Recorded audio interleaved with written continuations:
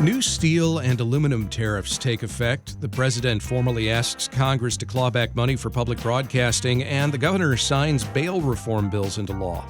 I'm Craig Cohen. Today on Houston Matters, the latest developments in local, state, and national politics in our regular Wednesday political roundup. Today with the Baker Institute's Mark Jones and Party Politics co-host Geronimo Cortina. Houston Matters with Craig Cohen is a production of Houston Public Media with support from Baylor College of Medicine. Also this hour, after recent articles highlight or snub Houston area barbecue, our gaggle of foodies weigh in on their favorite barbecue joints around town on this month's installment of The Full Menu. Plus, Brenda Valdivia talks with an area artist and the new executive director of the Islamic Art Society about the intersection of history, gender, and faith through Islamic art. We'll start with a news update from NPR and News 88.7. Stay with us.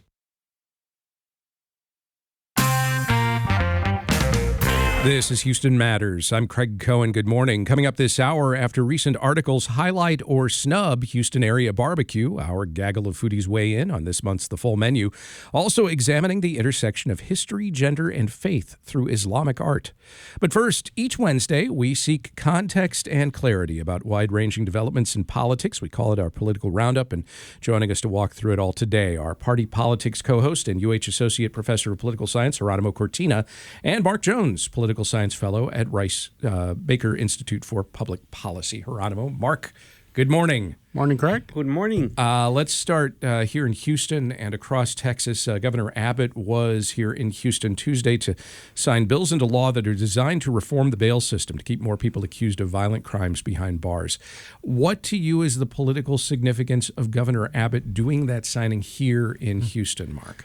Well, Harris County is the epicenter of what Republicans statewide have complained about the need for bail reform. The way Republicans see it, Harris County has a large number of judges, generally more on the left, that in their eyes have allowed too many people to be released on bail. And while out on bail, they've committed crimes, murder, rape. One of the arguments that these judges have made, though, is that they're under state law that they're constrained. That is, they need to provide bail, barring exceptional circumstances.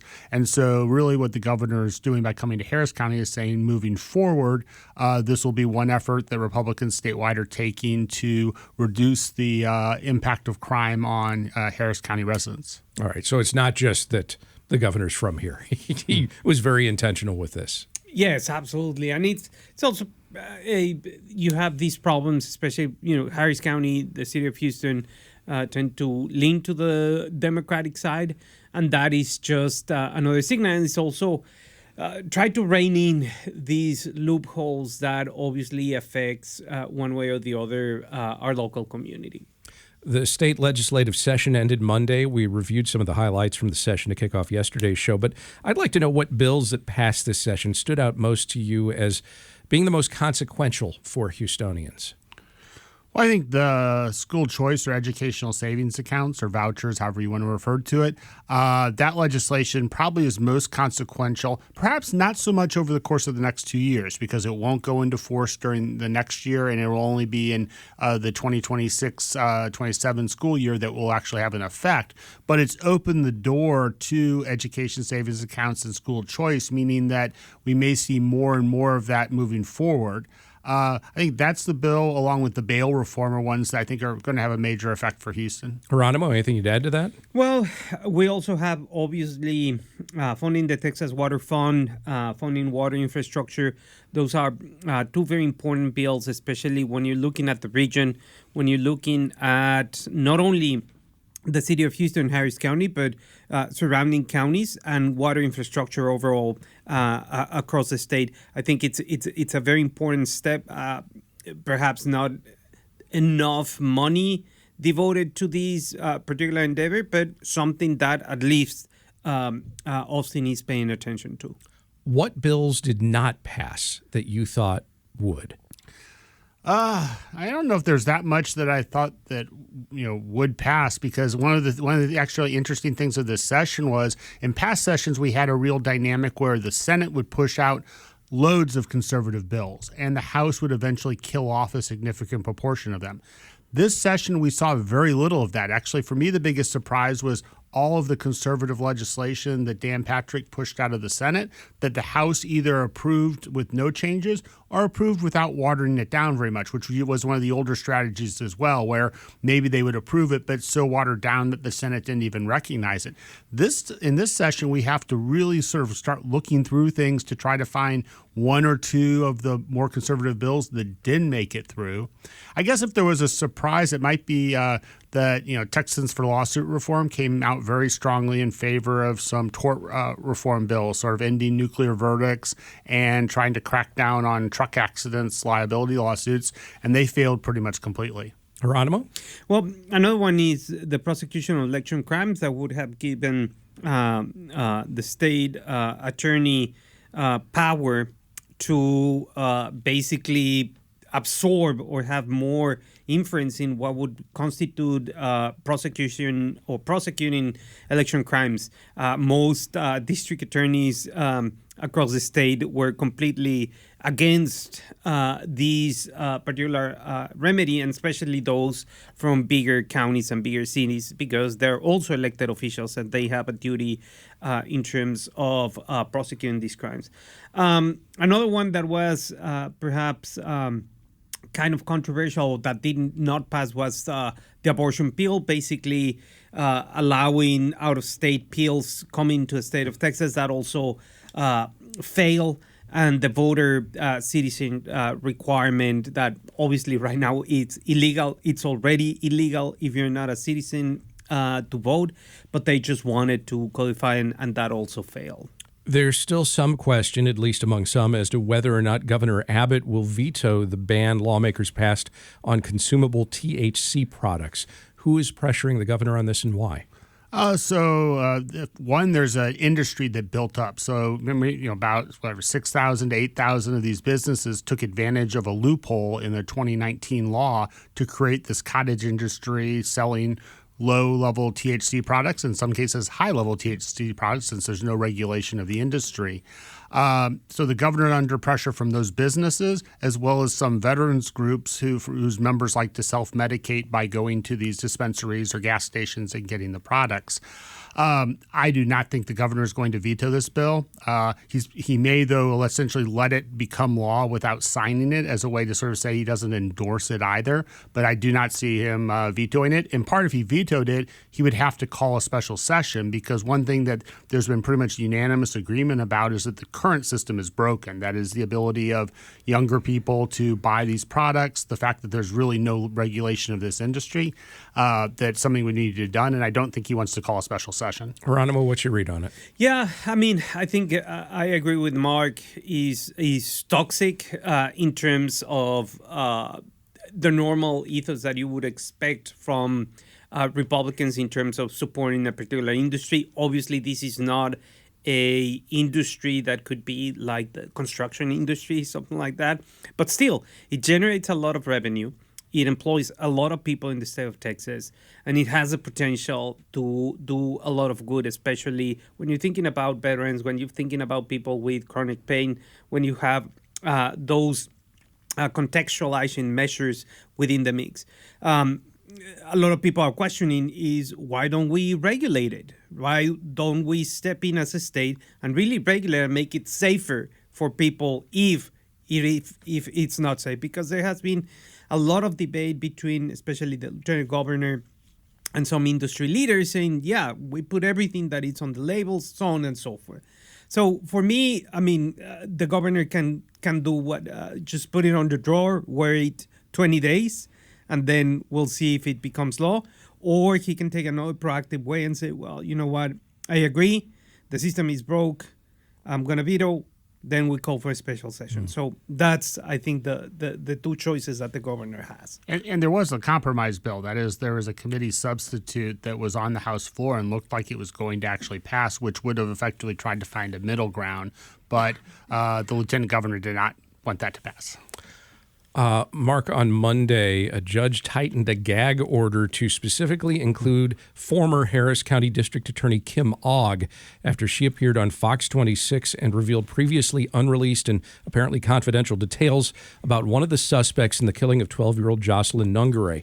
The gag order had already prohibited lawyers in the case from talking about such details publicly, and it had applied to Ogg when she was DA. She of course, lost her primary re-election bid to the eventual winner, now current DA Sean Tier.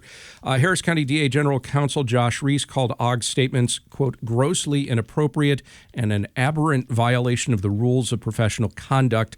Reese also said in court that the DA's office is filing a grievance against Ogg with the state bar. Can you explain this? Why would the now former DA share purported confidential details about an active case?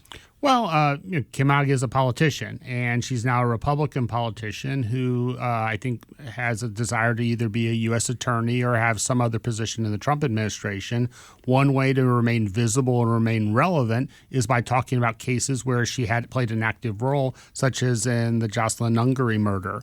And so in this case, she had essentially some information that she was able to use to essentially lift her visibility up, as well as play into the larger narrative that that the Trump administration is supporting related to some of the Venezuelan immigrants having criminal backgrounds. And clearly in this tragic case, you had two individuals who crossed over the border, effectively were caught, released very quickly, and left to go about their ways, and they brutally raped and murdered Jocelyn Nungare. So it's a case that attracts a lot of attention. We are discussing developments in politics with the Baker Institute's Mark Jones and Party Politics co-host Geronimo Cortina.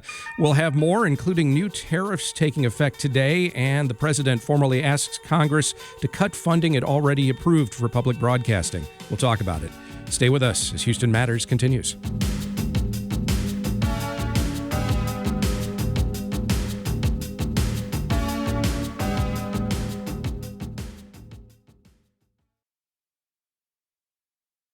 This is Houston Matters. I'm Craig Cohen, and we're talking politics as we do each Wednesday.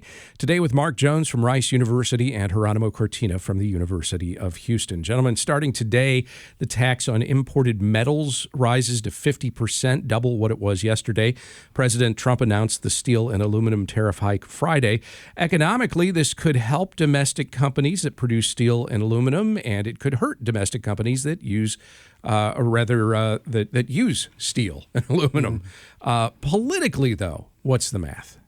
Politically, it's a bad idea in that the most likely scenario here is higher prices for anything that uses steel and aluminum. That includes cars and other productions, and potentially one of the factors that could push the United States into a recession and cause serious problems for Republicans in the 2026 elections. Is it that significant, or are we're gonna see this, and how quickly could we? Is it clear?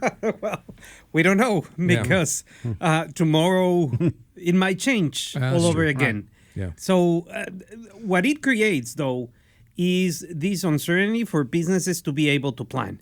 So when we're thinking about steel and aluminum, we're not thinking about the raw material, as you said. It's everything that depends on these two raw materials or metals and whatnot.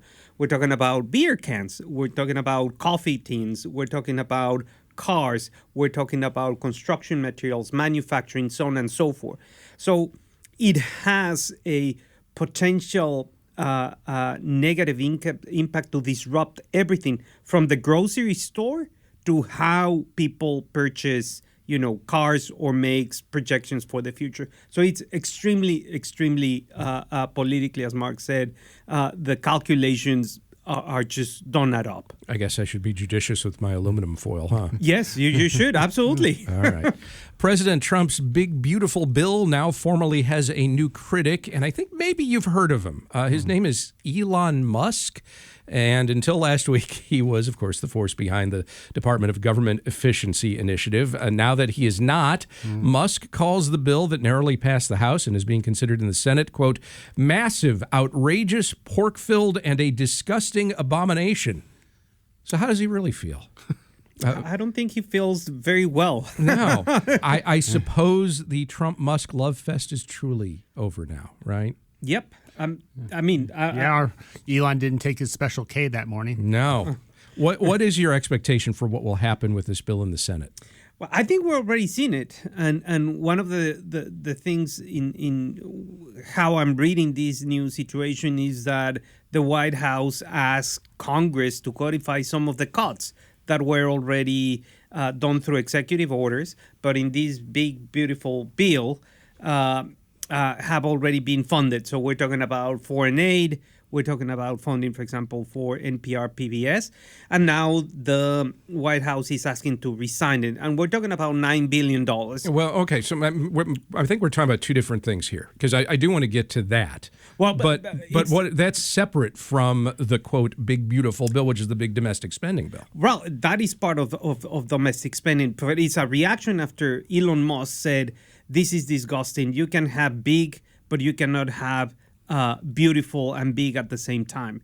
So he's basically, Elon Musk is angry at the White House and perhaps against this bill because it increased the U.S. deficit. It increased how much money we're going to be spending, and it does not go far enough in terms of cutting. Then the White House says, okay, let's cut $9 billion. Got it. And that is not enough or anything like that, but I think it's a gesture in terms of, okay, fine, you wanted to cut things, you didn't cut anything, you don't want deficit, and obviously we have the EV mandate that completely disappears, that directly hurts Elon Musk business.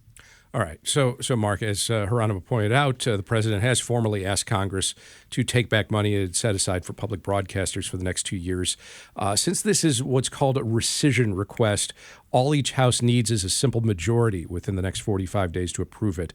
How often do rescission requests like this occur? Very rarely. So this is, and usually they're targeted to something that is much smaller in size and usually has some good background to it. That is, it's a task that's no longer necessary or some massive level of corruption or misuse was detected within it. So this is a very rare request. And like with everything, it's going to be incredibly difficult to get through the House, as well as the Senate, but especially the House, where Republicans are operating with a wafer-thin majority and can't expect any Democratic support for this. And as we saw with the controversy related to the deficit and the SALT exemptions, state and local tax exemptions, there's some moderate Republicans in the House that simply are unwilling to go further across the line in terms of deficit cutting. And I think funding for NPR and PBS is also one of those areas where you're going to see reluctance among a smaller number of moderate Republicans to do that could derail the whole thing. In the Senate, 4 Republicans, I guess, would be needed to break ranks to keep those cuts from passing. Those cuts are part of a larger package, as you noted, Geronimo, about $9 billion total, that also includes funding for foreign aid. It includes an HIV/AIDS program called PEPFAR, which Senator Susan Collins has already said she will not support cutting. Senator Lisa Murkowski says she will not support cuts to public broadcasting. Is it clear yet if there are other Republican senators who might risk defying the president over this? Well, I mean, I think that the Elon Musk salvo or whatever it is opens the door a little bit or cracks at least the door for some Republicans to at least voice some of these opinions in a more I would say, caution way. Obviously, the leader of the Senate, Senator Thune, has said, I support the president 1,000%. So he's going to have some problems in terms of getting these 4 senators, right, to stay on the plan and mark these things. But I think that in the Senate it's going to be a little bit more complicated, given that at least 2 senators have already voiced their opposition to these things, and most senators have said, this bill needs to change. How? We don't know, but at least there is that intention. What else are you keeping tabs on in national and international politics this week? Oh, we had the big Poland election, which was, I think, from a global perspective, we've been seeing this sort of dichotomy at the global level between the more right-wing forces and the more left-wing forces, or center-right, center-left.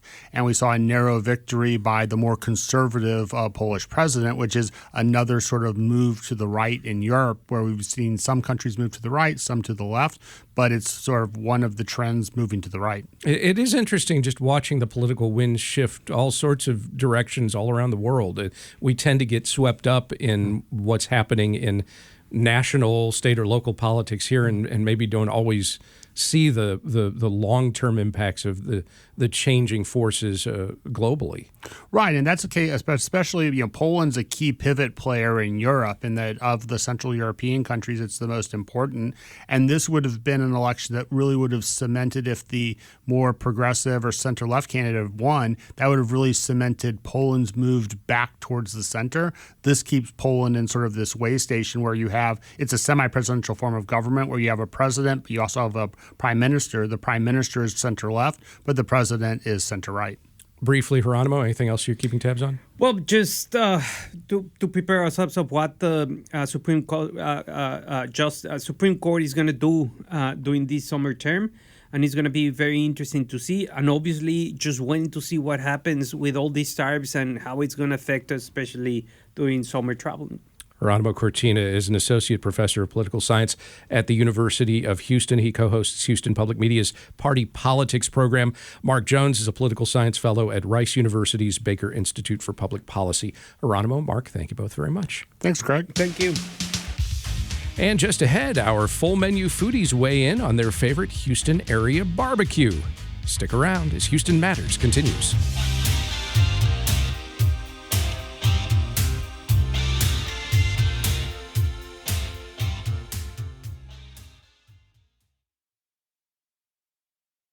This is Houston Matters. I'm Craig Cohen. Last month, a pair of articles respectively championed and snubbed Houston area barbecue.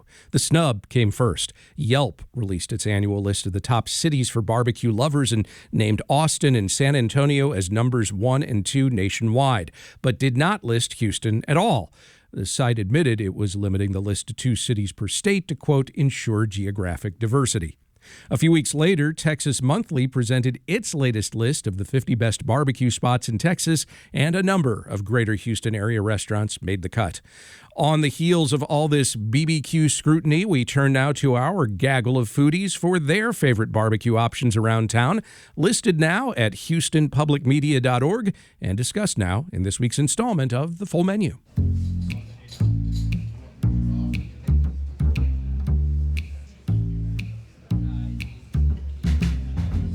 I'm Felice Sloan. Follow me at Swanky Maven. I'm David Leftwich, freelance food writer and editor. I'm Eric Sandler, editor for Culture Map Houston.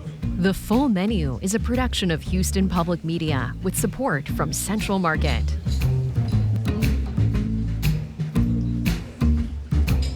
You know, David and Felice, I feel like I've been talking a lot about barbecue these past couple of weeks, and that's because Texas Monthly just released their new list of the top 50 barbecue joints in Texas. It comes out every 4 years. And I think that's kind of a good jumping off point for this conversation, because it's not the Houston restaurants that maybe people know that made the Texas Monthly list this year. Oh, the more popular ones, the ones that like Killen's Barbecue, Feegis Barbecue, Blood Brothers Barbecue, Brett's Barbecue Shop in Katy. They have all moved from the top 50 to the next 50, what they call the honorable mentions. Yep. And the Houston area is represented by Truth Barbecue, of course, ranked number 9 in the state of Texas. Right. Everybody knows that one. Pinkerton's Barbecue and Corkscrew Barbecue, they've been on the list now 3 times running, 2017, 2021, and now 2025. And then some restaurants that people may not be as familiar with. Rosemeyer Barbecue, a little barbecue trailer in Spring. which is amazing. Bar A Barbecue, way up in Montgomery, kind of west of Conroe. And then Jennings & Co. Barbecue, which is another barbecue trailer, and also in Montgomery. And so, and then, Felice, maybe your favorite new barbecue joint, Brisket and Rice, out in Cypress. Right? Yep. Correct. So, do you see a theme, maybe? Do you see a theme with the shifting of where barbecue is going? Because if I look at the list holistically, I think it represents what's going on locally, right? Well, yeah, I think what the story of this top 50 is from Texas Monthly is innovation and change, right? Innovation and change, expanding yeah. the definition of what it means for a barbecue restaurant. And we'll talk about the Houston places, but the one place I kind of want to spotlight for people is Redbird Barbecue in Port Neches, which is outside of Beaumont. So it's like an easy drive if you're a barbecue obsessed Houstonian and you're trying to figure out some of these newer places that you might not be familiar with. Redbird in Port Neches is kind of the quintessential example of this new school, this latest wave, this innovative wave of barbecue, right? Like, of course, they have brisket and ribs, and they make their own sausage, and they do turkey and beef ribs and all that stuff. But they're also baking dinner rolls. They also have multiple desserts, and the pitmaster Amir Jalani is of Persian heritage, so he honors that with a beef kubedeh sausage that captures those flavors, and then they make fresh pita to go along with the beef sausage. So, and that's in this kind of small town. It's a bit of a drive. Just put on your favorite playlist or crank up all those full menu episodes you haven't had a chance to listen to. Make a road trip out of it, and it's worth the journey, right? Yeah, I think it's interesting. I think there's two things. I think it goes to show just how much good barbecue there is in Texas and in the area that, they had to expand the honorable mention to 50, and they probably could have done another 50 if they really wanted to.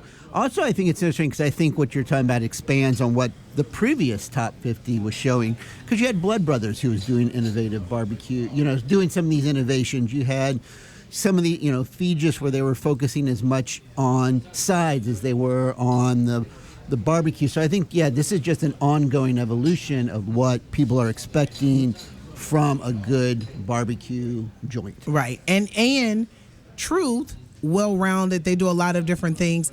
Truth, if you look at what they're doing, they're constantly adding and changing. They're adding to their menu to stay ahead of the curve, right? And I think that's what you have to do. So their spot on the list in the top is well-deserved, because all they're new, they've added the burger, the banh mi, what else they've added? That cold smoked pork chop is incredible. Right. Yeah. And I think restaurants they're having, like, the barbecue joints are having to evolve because of this ongoing innovation, but also pricing. Like beef, like brisket is what, $40, it's getting way up there, and now you're seeing some innovation with some cheaper cuts of meat, like pork chops, like Fegis Barbecue is doing their pork steaks. That's new on their menu. They've always done whole hog as another alternative, right? So they're trying to find some options to get you in at that lower price point, and a lot of, Felice mentioned burgers, right? Truth has a burger, Fegis has a burger, the Pit Room, which is not even an honorable mention, but has that great location out in the Memorial area that opened last year. They have a burger, they have chicken tenders for kids, or adults like me who like chicken tenders. So just expanding the range of kind of what they do to get you in that door, and so you don't have to spend $40 a person on barbecue if you don't want to.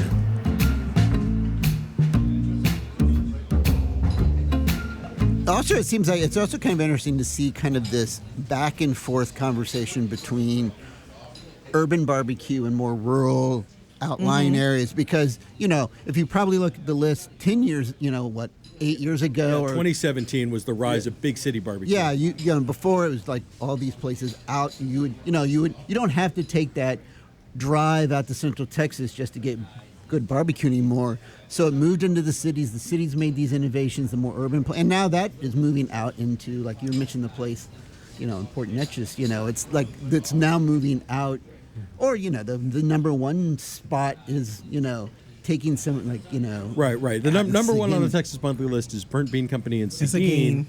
It's about a 2.5 hour drive, almost all the way to San Antonio from Houston. Felice and I made that drive a couple of weeks ago before the list came out, because we had an inkling that was how that was going to go down.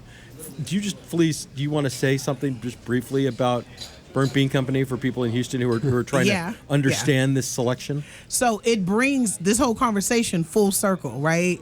We went Sunday brunch. We had eaten at least an hour in of eating things. We hadn't even eaten traditional barbecue. That's the whole thing. We had brunch at elevated brunch things with the Tex-Mex, but it was smoked. Like we had this lamb barbacoa with consomme. We had Huevos on- rancheros with a slice of brisket on top. Right. Like when we got to the traditional barbecue with the pork chop and everything, I'm like, this is amazing. Like I knew as I'm eating it, I'm like, oh, this is this is why we're here, right? Because they're taking barbecue to the next level. And so I was interested to see once we hit the list, I kind of ranked in my mind new places like Rosemeyer Barbecue, right? They're very innovative. They do amazing barbecue, but when you look, they have all these specials every day. Like that's non-traditional barbecue. Yeah, and like they're the one amazing. time I went to Rosemeyer and they were doing shrimp and grits that weekend. They make a couple of new flavors of ice cream every month that they rotate through. And it's a trailer on the side of Grand Parkway in Spring. So, I love that it earned a Bib Gourmand in the Michelin Guide. And I love the image of some Michelin inspector, like using their GPS to figure out like where the heck they were going. And then liking it so, like being so impressed by it that they're like, all right, this food trailer gets in the Michelin Guide. Right, follow the line, sir. Like that, is that it? Yeah, correct. Some others, you said brisket and rice. They have traditional barbecue. Do I ever get traditional barbecue? I don't. You can get their staple brisket and rice, which is delicious. Or you can now they have a spin on like a fried rice with it. And then they do the barbecue fried rice. It's just the next level, and I'm happy for the restaurants that did make it to the list. There's still great barbecue, but brisket and rice, worth the drive. It's a part of a gas station, right? Like, they're always packed out. I mentioned Bar A Barbecue in Montgomery just briefly, and I want to kind of revisit that because it's another one. This is like, this is that like 60 to 75 minute drive if you live inside the Loop, and really again like, they're doing the burger. They have breakfast on the weekends with kolaches on Saturday. On Sunday he's doing smoked ribeye as a special, and they're obviously they're making all their own sausages. They're the brisket's excellent, the pork ribs are excellent, and the sides are really good, and the banana pudding is one of the better ones I've had recently. So again, as you're sort of looking at this list and trying to figure out like, is it worth it? Like, yes, absolutely, it is worth the drive. Even interloopers to go, and if you live in the Woodlands or Conroe or Spring, it's a no-brainer. No-brainer.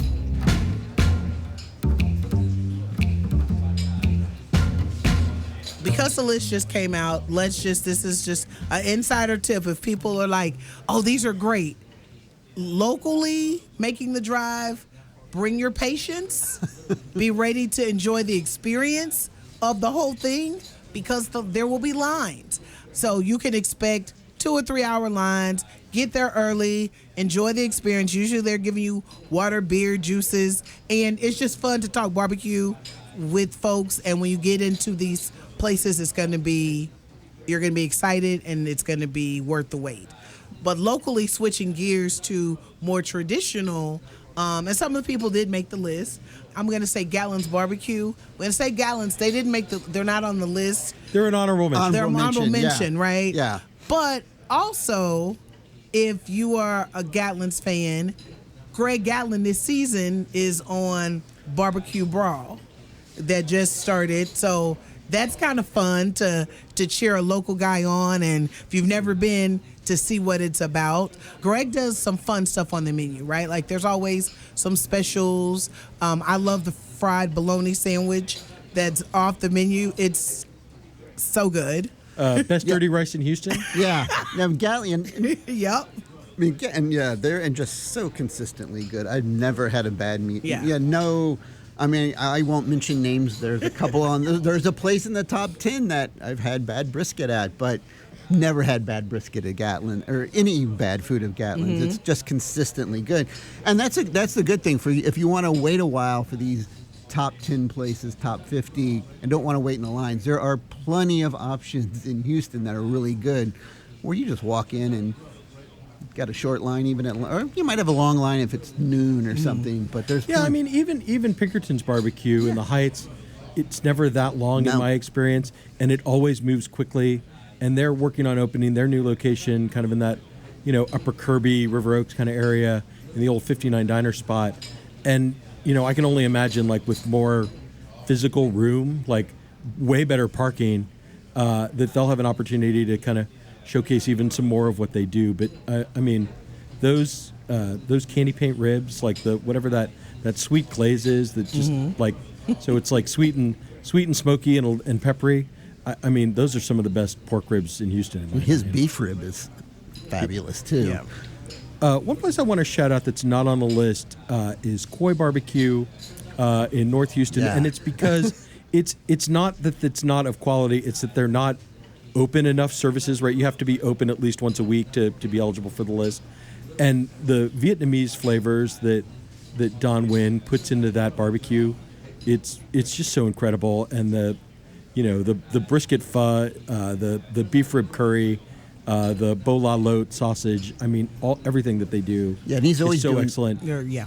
Yeah, he's always doing some special on top of what he does regularly. Like you mentioned the pho, but he's also doing a brisket bon bo way, which is like, it's another excellent take on Vietnamese. And he travels to Vietnam to get more ideas. He's doing very innovative stuff, and he's getting pretty regular. He's got kind of his semi-permanent pop-up on Hardy Street. If he ever gets to once a week, then they'll be in that mix for the top 50. Well, another place that's not on the list that I really like is Henderson and Kane, kind of a general store in the 6th Ward off of Washington. They sell good local products, but they're great people. They have great classic barbecue, great breakfast, like probably the best, like brisket, breakfast taco, good brisket sandwich, and just kind of a good feel about it. It's just kind of good, solid old school barbecue. One that I'll say that's not on the list that's a tried and true for me is Ray's Barbecue in 3rd Ward. And it is, you're going to get old school traditional barbecue. They're always consistent. You're going to get great barbecue, great sides. And, if you you want to do a little mix, you can get some fish. Their oxtails, they have the smoked oxtails, rib tips. And don't miss the peach cobbler. Amazing. You know what else I like about Ray's? What? The Dairy Queen next door, because nothing says barbecue like getting a blizzard on your way home. So you skip the peach cobbler and get the blizzard on the way out. I can't get away from the blizzard. That's fair. That's fair.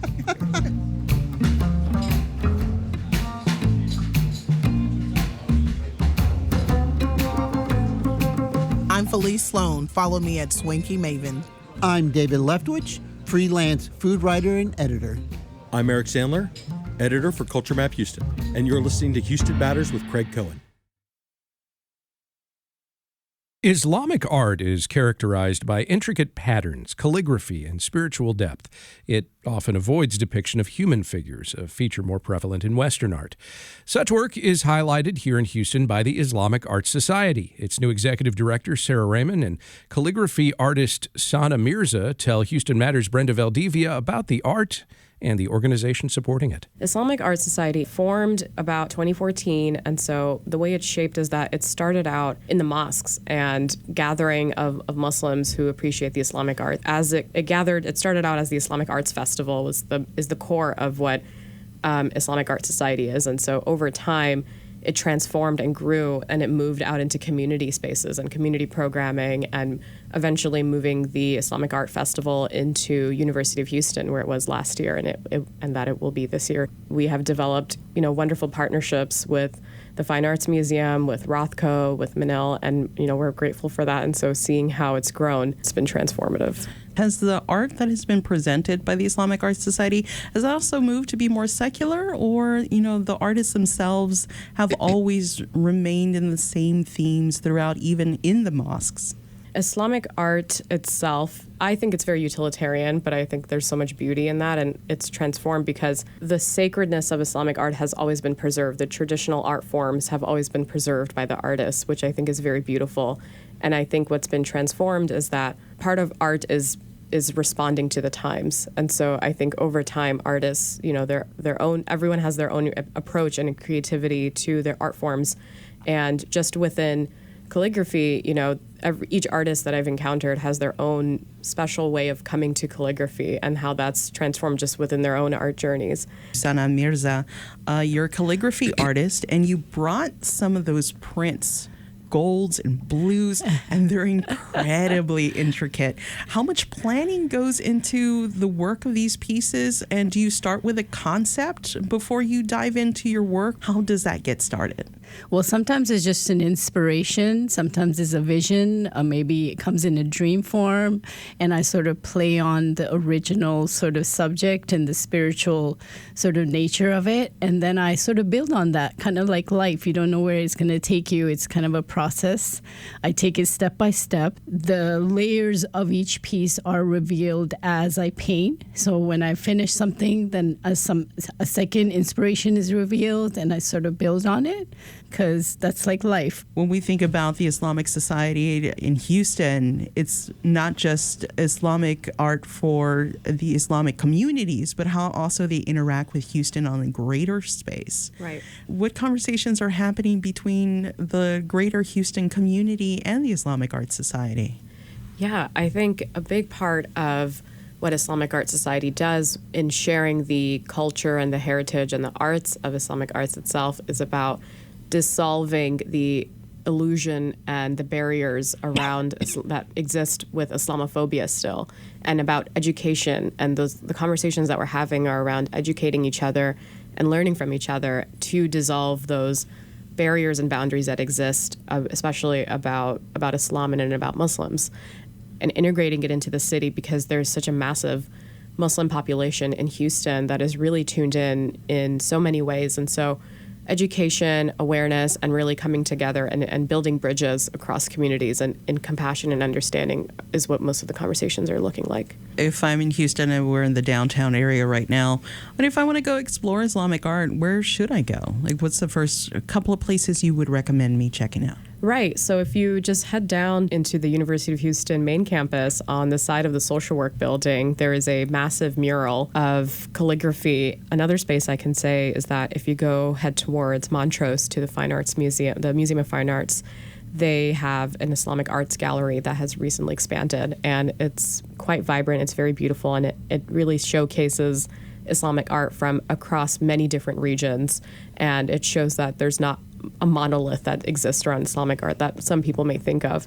And so it really shows the global culture that we see, like Chinese Islamic art versus sub-Saharan, Islamic art, and so the differences. And so those are the places that I would highlight for people to check out. What are respectful ways to engage with the Islamic communities and have these types of conversations without putting on those stereotypes, not falling into those pitfalls? Yeah, I mean, this goes both ways. I think it's about really keeping an open mind and being curious with each other and practicing compassion and care with each other. And so I think practicing very simple kindness and compassion with each other and with ourselves, of keeping that open mind and asking questions. And even when we receive questions where it feels intimidating, practicing empathy from within ourselves and understanding. And so, there are people who can violently or aggressively ask those questions. To those, I just do not respond to at all. But I think that, when people are coming from compassion and care and really trying to understand each other, education really goes a far way in talking to each other. You worked in domestic violence and women's rights advocacy. Has that changed the way you view Islamic art in general, or just the art world in general? Yeah, I would say my path in domestic violence and the women and gender studies world, and seeing how identity is so core to those spaces and empowering identity within ourselves and within each other, seeing that coming into the art space and the art world, I see the way that love and community exists within artists and the art that they're sharing. And I see the purity and the beauty that comes from their art, just the way that I see, what it means to be an advocate, is that it's that beauty of really coming together in community and education and advocating and speaking up. And so specifically with Islamic Art Society is, part of it is really bringing that positive image around Islam and dismantling Islamophobia. And so seeing how also, within advocacy and for women's rights, it's also about taking away misogyny and resisting against the patriarchy in those ways. And so thinking about what does that mean of bridging advocacy and education and identity and intersectionality, and all those things really much connect on over. I'm really grateful to bring those skills and how they translate over, but I'm also still learning on that path and witnessing the art itself. But there are very different spaces, but there's so many similarities as well that I'm seeing. We think about Islamic art, we can't help but do a compare and contrast to Western art. And so much of Western art is focused on the female form. Mm-hmm. So much of it involves in women as a subject matter, right, or a representation, or even selling a product. Mm-hmm. Has your work in advocacy and also Islamic art, has that also changed how you view Western art?